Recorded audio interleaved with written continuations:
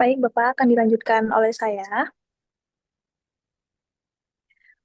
Izin bertanya, Bapak biasanya sering berkoordinasi atau berkomunikasi dengan siapa saja dalam menjalankan pekerjaan sehari-hari Bapak? Kalau untuk berkomunikasi, kalau internal sendiri saya berkomunikasi dengan reception yang lain, tentunya rekan kerja saya, atasan saya, dan di sini juga saya sebagai jembatan dari reception ke atasan saya, dan Baik, tentunya juga ke customer juga sih. biasanya unit kerja mana saja yang sering Bapak ajak kerja sama? Untuk unit kerja kita di sini ada beberapa departemen ya. Kalau di hotel ada namanya housekeeping, FB service. Nah, itu semuanya kalau di reception sendiri itu pasti berkaitan di semua departemen masing-masing sih. Kayak housekeeping kita kita butuh berkomunikasi tentang kamar. Kalau di FB service kita butuh komunikasi tentang menu-menu restoran apa yang perlu kita upsellingkan atau kita jual ke tamu. Baik, jika ada hal yang harus dilaporkan atau dikondisikan, kepada siapa Bapak biasanya melapor?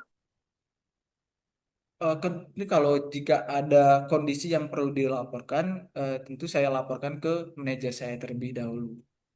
Karena kan nanti setelah dari manajer saya itu baru bisa kemungkinan sampai ke GM kami. Keterampilan teknis atau keterampilan khusus apa saja yang wajib dimiliki oleh seorang HR? Keterampilan khusus ya.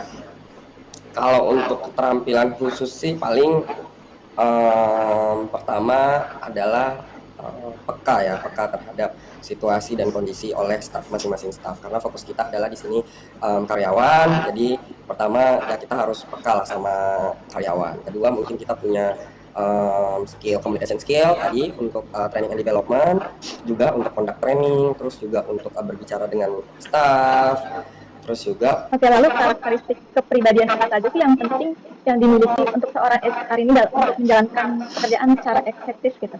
Baik, harusnya sih energik ya. Kita harusnya energik, terus kita harusnya positif, nggak boleh yang kemudian, karena memang mostly HR itu adalah sebagai panutan untuk staff-staff lain ngikutin gitu. Baik, pertanyaan selanjutnya, bagaimana kondisi tempat kerja Ibu secara umum? Baik sih, tapi kalau untuk saat ini karena okupansi kita lagi low ya, karena emang semua perhotelan kita lagi low okupansi banget, jadi itu sih jadi pertimbangan juga untuk hotel gimana caranya kita bisa menciptakan tempat kita. Ya, so far aman sih kalau untuk saat ini ya. Baik, pertanyaan selanjutnya, apakah suhu ruangan Ibu mendukung kenyamanan kerja? Jujur enggak, Belum. Baik, pertanyaan selanjutnya, apakah suhu ruangan mendukung kenyamanan kerja Ibu sehari-hari? enggak sih, karena panas banget ya. Kan saya kerjanya termasuk kerja berat dong, maksudnya dari morning till afternoon, sometimes sampai night juga. Jadi panas sih kalau buat saya, karena emang AC-nya kalau nggak ada bus itu mati. Sedangkan saya dari pagi sampai malam itu di situ. Tamu ada dan tidak ada tamunya, saya stay di situ dan itu panas banget. Bagaimana kualitas sirkulasi udara di ruangan Ibu kerja? Bagus, karena kebetulan outdoor kita langsung ada tanaman-tanaman segar ya, jadi ya oksigennya bagus sih. Aman. Apakah kondisi ruangan tertata dengan baik? Tertata dong, karena kita kan adanya grooming, bukan grooming dari badan doang ya, dari penampilan kita, tapi grooming di hotel juga, jadi emang tersusun rapi dan nyaman. Boleh Bapak jelaskan nggak secara singkat tentang jabatannya ini apa dan peran Bapak dalam perusahaan? Oke, baik. Saya izin menjawab ya. Untuk peran, kita bahas dari jabatan terlebih dahulu.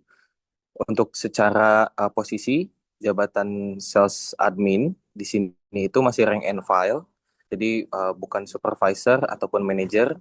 Jadi masih di rank and file, masih staff biasa. Di sales admin sendiri, saya itu handling Yang pastinya mengenai keseluruhan administrasi dari sales ya. Ada BEO mengenai bucket event order, itu yang saya buat, yang saya kelola juga. Ini saya sedikit spill juga untuk apa aja sih yang dikerjain di sales admin gitu ya.